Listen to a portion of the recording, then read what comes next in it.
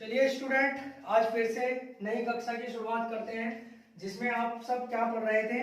PL, profit and loss, ठीक है। और प्रॉफिट एंड लॉस का पार्ट 1 हमने कर लिया था। आज हम जो डिस्कस करने वाले हैं यहाँ पे वो पार्ट 2 डिस्कस करेंगे इसके। और जो फर्स्ट पार्ट था, जिन स्टूडेंट्स ने वो नहीं देखा है तो उनसे मैं ये कहना चाहूंगा कि सबसे पहले आप वापस से जाएं हमारी प्लेलिस्ट में और वहां पर आपको प्रॉफिट एंड लॉस का फर्स्ट लेक्चर मिलेगा, उसको ध्यान से देखिए। और उसे ध्यान से देखने के बाद आपको सेकंड लेक्चर अपने आप समझ आने लग जाएगा, ठीक है। क्योंकि उस फर्स्ट लेक्चर में हमने जितनी भी बेसिक चीजें हैं, प्रॉफिट एंड लॉस को किस तरीके से पढ़ना चाहिए, किस तरीके से उसकी स्टडी हमें करनी चाहिए, वो सारी चीजें हमने लगभग डिस्कस वहां पे की हैं। क्योंकि उन सारी चीजों को समझने के बाद ही आपको ये सारी चीजें समझ आनी शुरू होंगी, ठीक है। तो सबसे पहले आप फर्स्ट लेक्चर पे जाएं और वहां से उसको अच्छे से क्लियर करें, उसके बाद ही सेकेंड लेक्चर पर आए। तो ठीक है, शुरू करते हैं आज का पहला क्वेश्चन हमारा क्या है स्टूडेंट। पहला क्वेश्चन है कि एक रेडियो को, ठीक है, एक रेडियो को 990 रुपए में 10% के लाभ पर बेचा जाता है, ठीक है। यानी कि वो वस्तु जब हमने रेडियो 990 रुपए में बेची तो हमें कितने का लाभ हुआ, उस पे 10% का लाभ हुआ। तो इसका मतलब ये है, क्योंकि पिछली कक्षा में सभी बच्चों को बताया था कि इस 990 में सीपी भी है और इसी 990 में लाभ यानी कि प्रॉफिट भी है, ठीक है, सही है ना।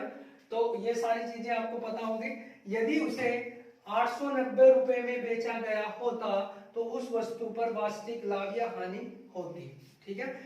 यहाँ पर प्रतिशत नहीं पूछा है, कुछ स्टूडेंट कंफ्यूज हो सकते हैं क्योंकि ऑफलाइन क्लासेस में भी बच्चे हो जाते हैं वो, ठीक है। तो आपको ध्यान से पढ़ना है क्वेश्चन को कि अगर वो लाभ या हानि का प्रतिशत पूछेगा तब आपको आंसर देना है। अगर आपको लाभ हानि का प्रतिशत नहीं पूछा तो डायरेक्ट आपको लाभ हानि बताना है, जो अभी हम बताने वाले हैं। तो जैसा कि मैंने आपको बताया कि ये 990 रुपए किसके बराबर है, 110 के बराबर है। जिन बच्चों ने हमारी पहली क्लास देखी है उन्हें पता होगा अच्छे से कि ये मैंने 110 क्यों लिखा है। और यहाँ अगर मुझे सीपी निकालना हो, इसका कैश प्राइस निकालना हो तो 100% होगा। तो 110 इंटू 100, इससे 0 से 0 कटी और ये 9 बार, तो इसका मतलब वो वस्तु कितने रुपए की थी, 900 रुपए की थी। अब उसने ये बोला है कि उस वस्तु को अगर 890 रुपए में बेचा तो क्या होता। तो आप खुद समझ सकते हैं कि 900 रुपए वाली चीज अगर 890 रुपए में बिकेगी तो उसका मतलब यहाँ पर 10 रुपए की क्या होगी, हानि होने वाली है, ठीक है स्टूडेंट। तो अगर आपको ये सारी चीजें समझनी है तो फर्स्ट लेक्चर तो आपको देखना ही होगा। और किस तरीके से हम 10% अगर बोला है तो 1/10 यानी कि 10 वाली चीज पे 1 का लाभ यानी कि 11। तो किस तरीके से हम फ्रैक्शन से भी करते हैं वो सारी चीजें मैं वहां पे आप लोगों को बता चुका हूं, ठीक है। तो देखते हैं दूसरा क्वेश्चन यहाँ पे हम अपना। ऋचा ने कोई वस्तु उसकी सूची मूल्य मतलब यहाँ पर जो उस पे छपा हुआ है ना, सूची मूल्य मतलब MRP, ठीक है। एक ये चीज डिस्कस करना हम भूल गए थे अपनी बेसिक क्लास में, क्योंकि हमने वहां पर क्या क्या चीजें डिस्कस की थी। यहाँ पे कैश प्राइस किया था, सेलिंग प्राइस किया था, लाभ हानि का प्रतिशत किया था, है ना, ये किया था। और एक MRP जो होता है, MRP वो डिस्कस हम नहीं किया था, ठीक है। तो जैसा कि यहाँ क्वेश्चन में आया तो वो सारी चीजें भी हम कर लेंगे, ठीक है। जैसे कि MRP वाला क्वेश्चन आएगा तो वो चीजें भी हम डिस्कस यहाँ पे करेंगे, ठीक है। तो इतना आपको समझना है, बस एक चीज ध्यान रखनी है कि जो कैश प्राइस होता है, मान लिया कोई वस्तु 100 रुपए लगे आपको उसको बनाने में, तो उसके लिए आप कोई MRP जरूर सेट करेंगे कि जितना की MRP, ताकि आप छूट देकर भी उस पर लाभ कमा सके। तो आपने अगर उस पर 120 प्रिंट किया तो वो आपका MRP है। और उसके बाद आप उसको जब सेल करते हैं तो वो अगर आपने 110 रुपए में की तो आपको देखो यहां से समझ आ जाएगा कि 100 वाली चीज आपकी कॉस्ट लगी कितनी, 100 रुपए, और आपने उस पर छपाई कितने की, 120 रुपए की। तो 10 की छूट देने के बाद भी, है ना, 10 रुपए की छूट देने के बाद भी वो वस्तु 110 में बिक गई, लेकिन फिर भी आपको 10 का लाभ हो गया, ठीक है, 10% का लाभ हो गया। क्योंकि 100 फाइनली 100 वाली चीज कितने में बिकी, 110 में। तो यहां से लाभ हो जाता है। तो MRP इसलिए जरूरी होता है कि आप छूट देने के बाद भी लाभ कमा सकते हैं। तो एक कॉन्सेप्ट यहाँ से निकल के आता है छूट का प्रतिशत, है ना। तो कई बार छूट का प्रतिशत भी पूछ लिया जाता है। जो डिस्काउंट का प्रतिशत है वो हमेशा किस तरह निकलेगा, जैसे मैंने आपको बोला था लाभ और हानि का प्रतिशत हमेशा किस पे निकलना है, सीपी पे। तो एमआरपी का जो प्रतिशत निकलेगा, एमआरपी का प्रतिशत हमेशा छूट का जो प्रतिशत निकलेगा, डिस्काउंट का प्रतिशत हमेशा किस पे निकलता है, वो निकलता है एमआरपी पे। एमआरपी आपको रखना है और जितने का डिस्काउंट दिया है वो और इनटू 100 से कर देनी है, तो वहां से निकल जाएगा। तो जिस तरीके से अगर मैं आपको बताना चाहूँ इस क्वेश्चन की अगर मैं बात करूं, तो यहाँ पर 120 रुपए वाली चीज पे जो एमआरपी था उस पे 10 की छूट गई, तो उसका प्रतिशत अगर निकालना हो तो 10 ऊपर जाएगा और 120 नीचे, क्योंकि एमआरपी पे निकलेगा और इनटू 100 कर देंगे, ठीक है। अगर यहाँ से नहीं दिखाई दे रहा तो ऐसे कर सकते हैं, 10 की जो छूट थी वो ऊपर रहेगी, एमआरपी 120 यहाँ रहेगा और इनटू करेंगे 100 से, तो ये छूट निकल जाएगी आपके, है ना, जितना भी आएगा 100 बटे या 50 बटे 6, ठीक है। ये इस तरीके से निकलेगा। तो जाहिर है कि ये चीज भी आप लोगों को समझ आ गई होगी कि एमआरपी कैसे निकालना है। बाकी जब क्वेश्चन आएगा तो और डिस्कस कर लेंगे। तो दूसरा क्वेश्चन जब हम पढ़ने जा रहे थे तो क्या था कि रीचा ने कोई वस्तु उसकी सूची मूल्य मतलब एमआरपी के 4/5 पर खरीदी। किसने, रुचि ने कोई वस्तु सूची मूल्य के। तो अगर उसका सूची मूल्य 5 था, यानी कि एमआरपी अगर उसका 5 था, तो उसने कितने में खरीदी, 4 में खरीदी। इसका मतलब रीचा का क्रय मूल्य क्या हुआ, अगर मैं रीचा के क्रय मूल्य की बात करूं यहाँ पे सीपी की, तो उसके लिए तो 4 रुपए हुआ ना, क्योंकि उसने तो वो 4 में खरीदी। छपा हुआ उस पे कितना था, 5, एमआरपी कितना था, 5, तो एमआरपी उस पे कितना था, एमआरपी था 5, लेकिन उसने खरीदी कितने की, 4 की, तो उसके पास से तो 4 रुपए गए ना। अब आगे देखना, और उसने सूची मूल्य मतलब एमआरपी के से 20% अधिक पर उसे बेच दिया, ठीक है। तो उसने खरीदी 4 की 5 वाली वस्तु और सूची मूल्य के 20% अधिक पे बेच दिया। तो कोई भी चीज अगर होती है हमारे पास वो हमेशा 100% होती है। तो अगर 5 वाली चीज 100% है, तो इसको अगर मुझे 20% लाभ पे बेचना है, तो मुझे इसे 120 में बेचना होगा। 120% यानी कि 120 बटे 100, प्रतिशत के लिए हम क्या करते हैं, 100 को नीचे लिख लेते हैं। तो जब हम इसको काटेंगे तो ये आएगा यहाँ से 6, यानी कि वो वस्तु उसने कितने में बेची, 6 में। खरीदी 4 में थी, बेची 6 में है, तो इसका सीपी है, ये इसका एसपी है। तो अगर कोई चीज आप 4 रुपए में खरीद के 6 में बेचोगे, तो आपको कितने का लाभ होगा, 2 रुपए का लाभ होगा, ठीक है।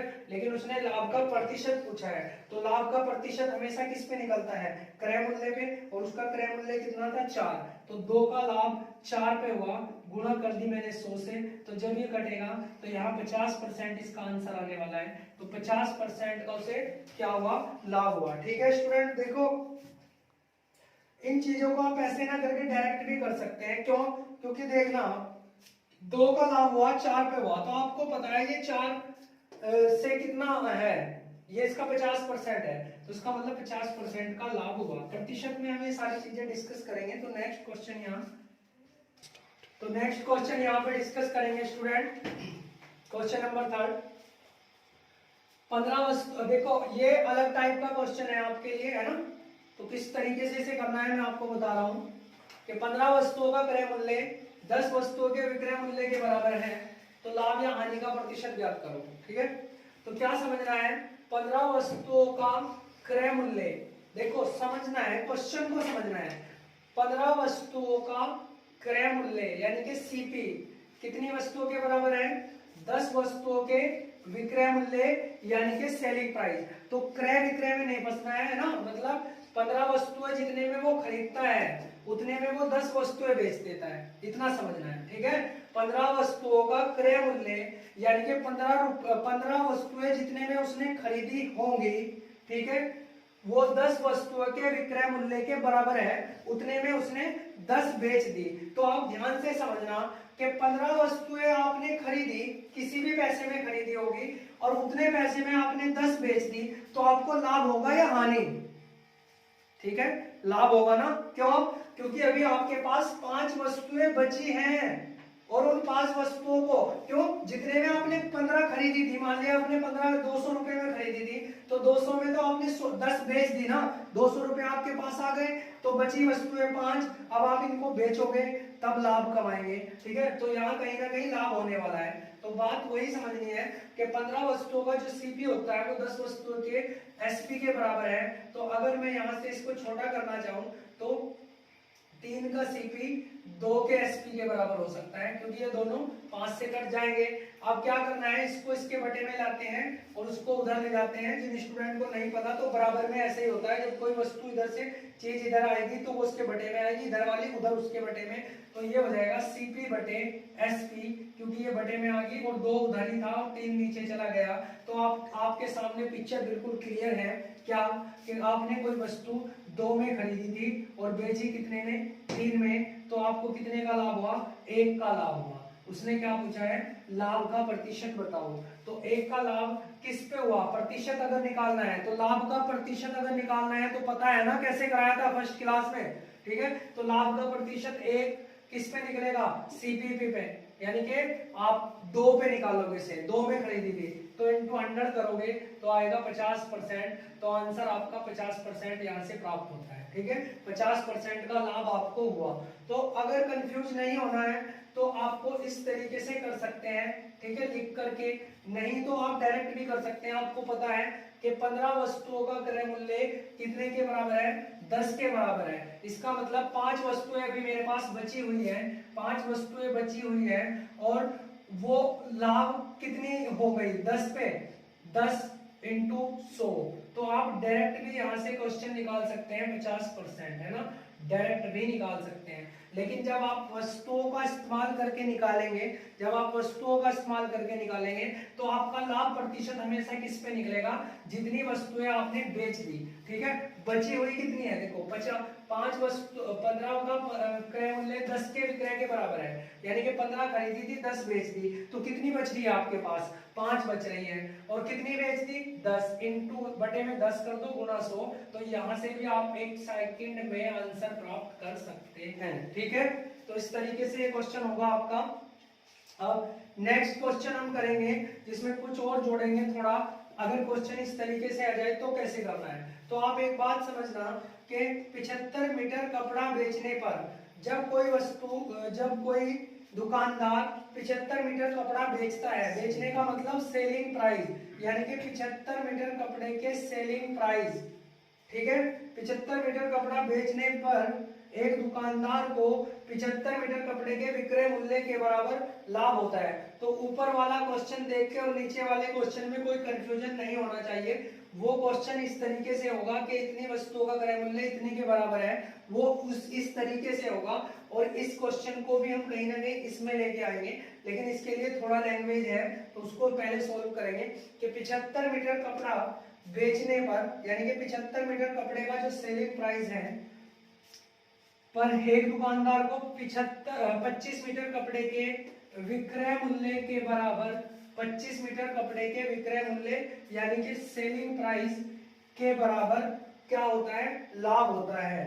तो आप एक बात बताना मुझे, जब आपको पता है कि कोई चीज आपने बेची तो आपको लाभ कब होगा, आपको लाभ कब होगा, ठीक है।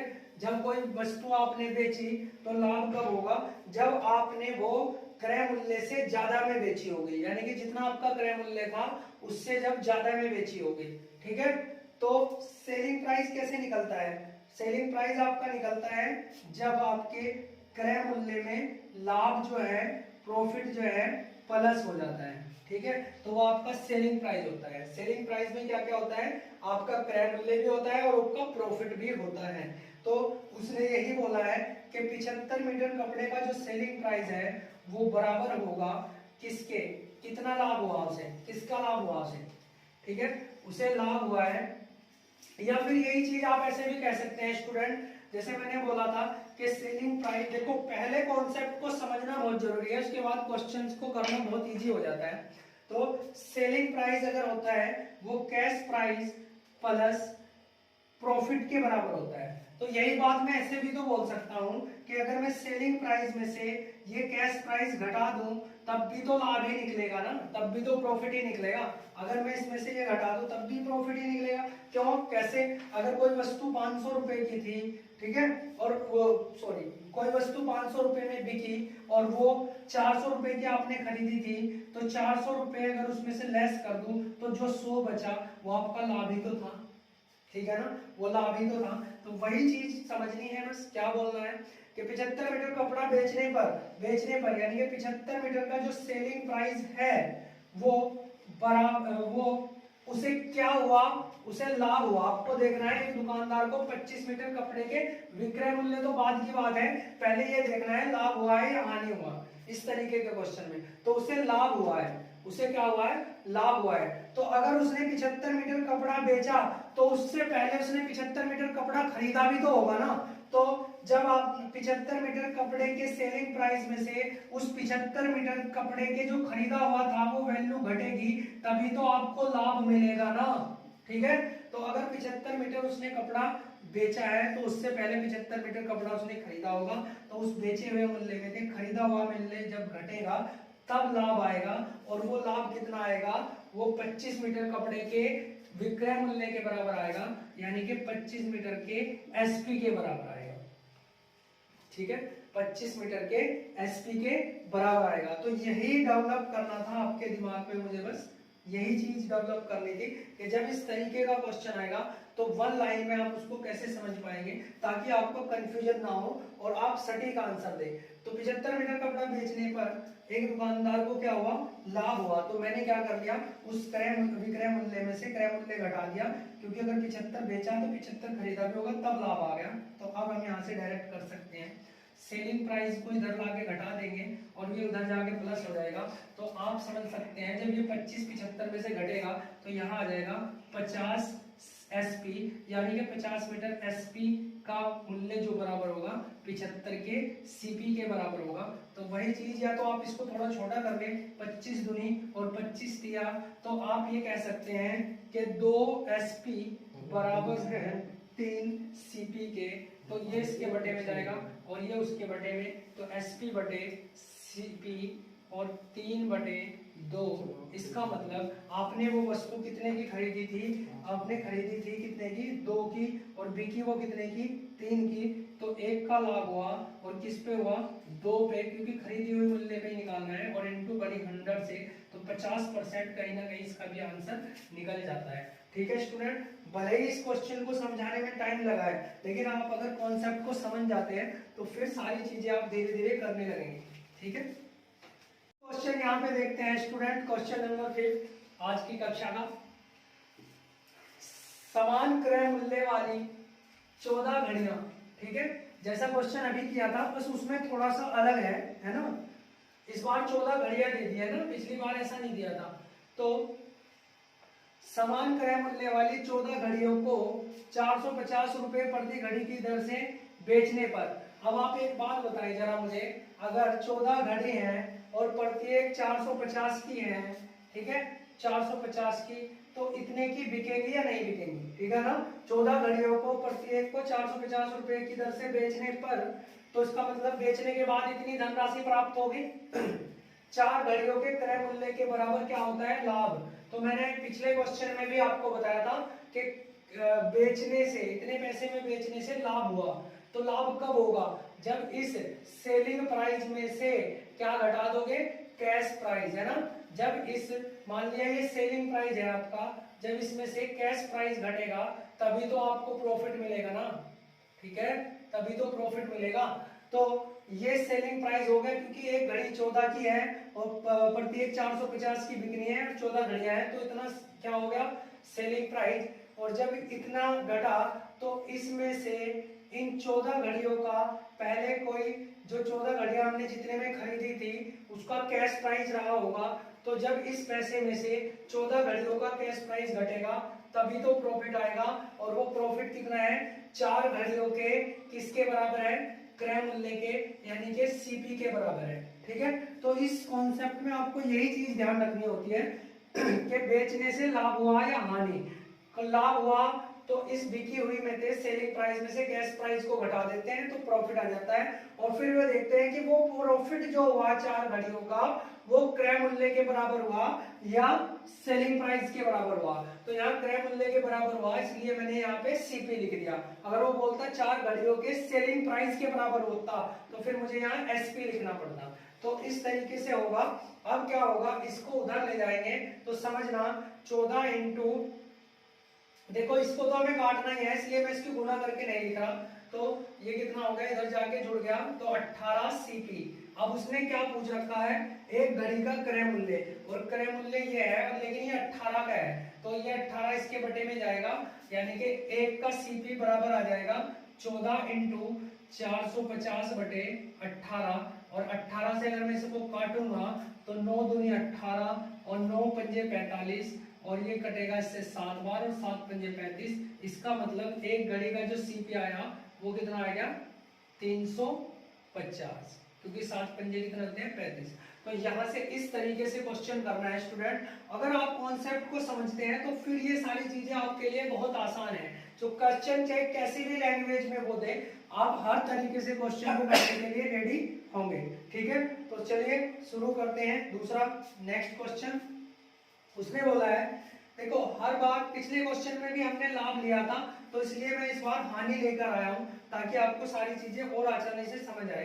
तो समझना 21 चीजों को बेचने पर, अब देखो 21 चीजें अगर बिकी हैं, 21 चीजें अगर बिकी है, सेलिंग प्राइस है, तो इसका मतलब उससे पहले 21 चीजें खरीदी भी तो गई होंगी ना, 21 का कुछ सीपी भी तो रहा होगा।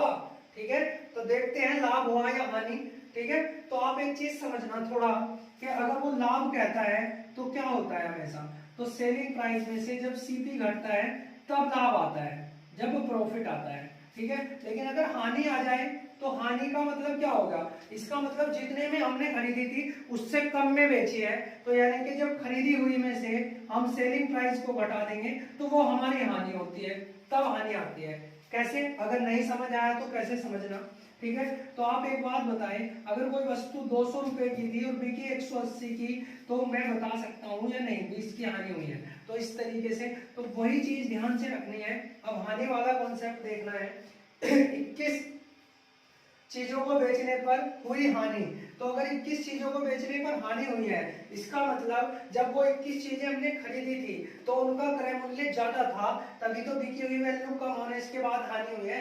तो इस बार 21 सीपी में से घटाना पड़ेगा 21 एसपी को। बस इतना ध्यान रखना है कि लाभ बोलेगा तो एसपी में से क्या घटेगा, सीपी, यानी कि सेलिंग में से कैश प्राइस घटा के प्रॉफिट आता है, और अगर हानि बोलेगा तो कैश प्राइस में से सेलिंग प्राइस घटाकर क्या आती है, हानि प्राप्त होती है। ठीक है, तो 21 का अगर सेलिंग प्राइस हुआ है तो इसका मतलब इससे पहले 21 की खरीदी गई थी, और 21 खरीदी गई थी उनमें से जब सेलिंग प्राइस घटाया जाएगा तब हानि होगा, और कितना होगा, 3 चीजों के विक्रय मूल्य के बराबर। विक्रय मूल्य बराबर होता है एसपी, यानी कि 3 के एसपी के बराबर हानि हुई है। ठीक है, तो क्या करते हैं, एसपी को एक साइड में ले जाते हैं, इसको जब उधर ले जाएंगे तो हमें क्या प्राप्त होगा, 21 का सीपी बराबर हो जाएगा, ये उधर जाके जुड़ जाएगा 24 के एसपी के, 24 के एसपी के। ठीक है, तो 21, तो अब क्या करेंगे, या तो इसको इसके बटे में लेके आए, इसको इसके, तो हमें पता चलेगा सीपी बटे एसपी बराबर 24 बटे 21। ये चीजें बार बार लिखने की जरूरत नहीं पड़ती स्टूडेंट, अगर आप करने लग जाते हो तो आपको पता है कि 24 की खरीदी थी और बिकी कितने की, 21 की, तो यहाँ से आराम से समझ आ जाता है। लेकिन हर एक स्टूडेंट को समझाने के लिए ऐसा करना पड़ता है। तो 24 की वो खरीदी थी, बिकी वो 21 की, तो कितने का लाभ, देखो हानि हुई या लाभ हुआ, 24 की कोई चीज खरीद के आपने 21 में बेच दी तो हानि हुई कितने की, 3 रुपए की। और किस पे हुई हानि, हमेशा किस पे होती है, हमेशा होती है कैश प्राइस पे। तो 24 और इनटू क्या करेंगे 100।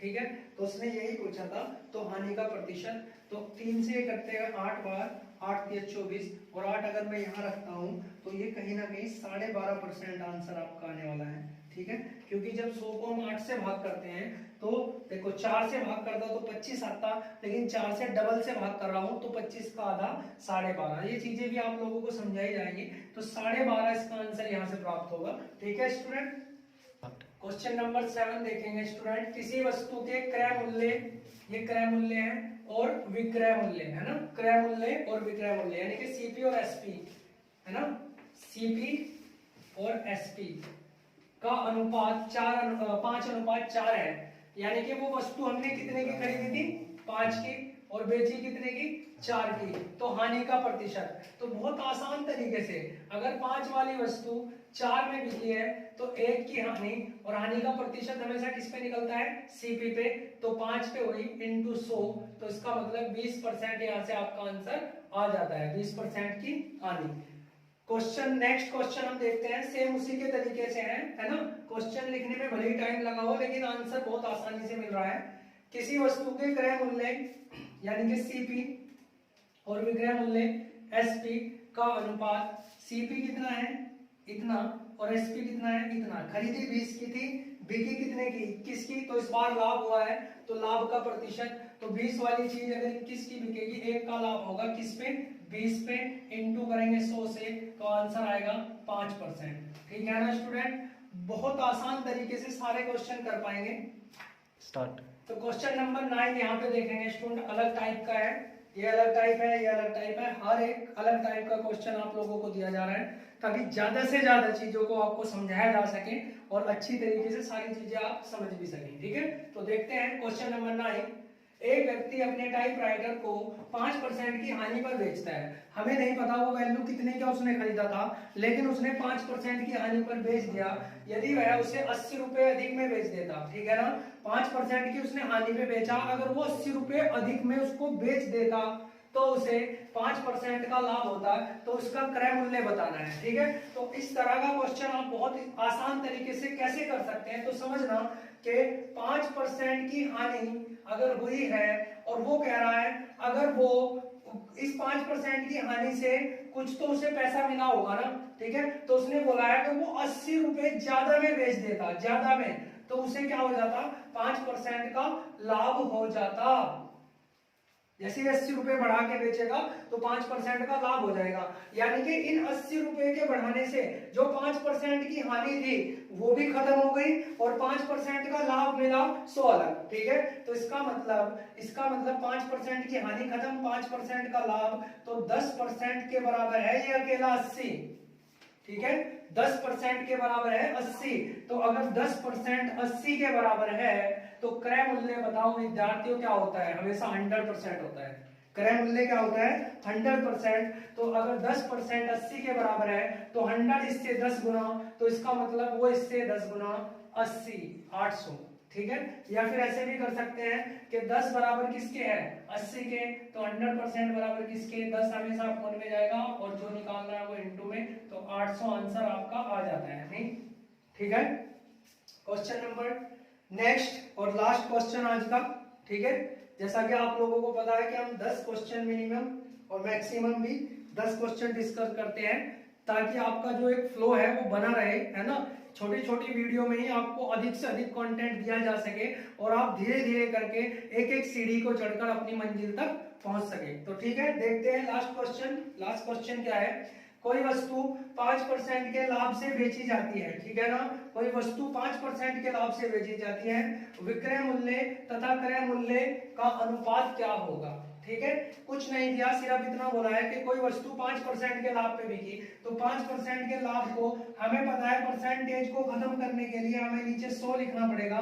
इसका मतलब ये हुआ कि 100 में 5 है ना, तो 5 ही कम 5 और 5 20 बार कटेगा, तो समझना अगर 5% का लाभ हुआ तो उसको मत समझना, यानी कि कोई चीज कितने की थी 20 रुपए की, उस पे कितने का लाभ हो गया 1 का, तो अगर 1 का लाभ हुआ तो बिकी कितनी होगी 21 की, तो जितने की वो चीज थी वो सीपी था और जितने में वो बिकी वो एसपी था, और यही पूछा था कि विक्रय मूल्य तथा क्रय मूल्य का अनुपात बताएं। तो विक्रय मूल्य और क्रय मूल्य का उसने पहले विक्रय मूल्य बोला है, तो स्टूडेंट पेपर में हमेशा ध्यान क्या रखना है, सचेत रहना है, क्योंकि जिसको उसने पहले बोला है उसको पहले लिखना पड़ेगा और जिसको उसने बाद में बोला है उसको बाद में लिखना पड़ेगा। तो अनुपात इसका 21-20 होगा, ना कि 20-21 है ना। अगर आप 20-21 लगा दोगे तो आंसर हो जाएगा क्या, गलत। क्यों? क्योंकि उसने पहले विक्रय मूल्य बोला है, तो विक्रय मूल्य 21 आया था। तो इस तरीके से सारी चीजों को ध्यान में रखते हुए क्वेश्चन को करना है और आगे बढ़ते जाना है। बस आप पढ़ते रहिए और हम पढ़ाते रहेंगे। आपको इसी प्रकार से वीडियो हमेशा मिलती रहेंगी अगर आपका रिस्पॉन्स हमें मिलता रहा, ठीक है ना स्टूडेंट। तो हमने बोला था कि आपके लाइक की हमें जरूरत होती है ना, क्योंकि जब आप लाइक करते हैं किसी चीज को, किसी भी अगर टॉपिक को, अगर हम इतनी मेहनत कर रहे हैं, हमारे जीएस गुरु इतनी मेहनत कर रहे हैं, हम इतनी मेहनत कर रहे हैं, और तो आपका कहीं ना कहीं ये रिस्पॉन्सिबिलिटी है कि आप लोग भी थोड़ा कष्ट उठाएं और वीडियो को लाइक करें, ठीक है, और अपने दोस्तों में शेयर करें। और क्योंकि बहुत जल्द क्या, आज से ही आपको जो 6 से लेकर 12 तक की मैंने बताया था लास्ट वीडियो में भी, 6 से लेकर 12 तक की जो सब्जेक्ट्स हैं आपके, यूपी बोर्ड हो, सीबीएसई हो या कोई भी बोर्ड हो, उन सारे सब्जेक्ट्स को पढ़ाने के लिए टीचर आ चुके हैं और इंग्लिश की वीडियो आपकी अपलोड हो चुकी है आज। जिन स्टूडेंट्स ने नहीं, कल हो चुकी है, जिन स्टूडेंट्स ने नहीं देखी है वो प्लीज जाकर देखें। और साथ ही आप इससे रिलेटेड जो एसएसटी है, जिसमें ज्योग्राफी, पॉलिटी और ये सारे सब्जेक्ट, इतिहास वगैरह आते हैं, उनको भी जल्द से जल्द यहाँ पे शुरू किया जाने वाला है। और साथ मैंने बताया था कि कॉम्पिटिटिव एग्जाम के साथ साथ स्माइल मेकर आप लोगों को एकेडमिक क्लासेस भी देने जा रहा है। तो एक बहुत बड़ा प्लेटफॉर्म आप लोगों के लिए तैयार किया गया है स्टूडेंट, लेकिन इसकी ताकत सिर्फ आपसे है। अगर आप हमें ताकत देंगे तो हम और ताकतवर होंगे और आप लोगों को अच्छी से अच्छी चीजें देंगे। तो मिलते हैं नेक्स्ट वीडियो में, तब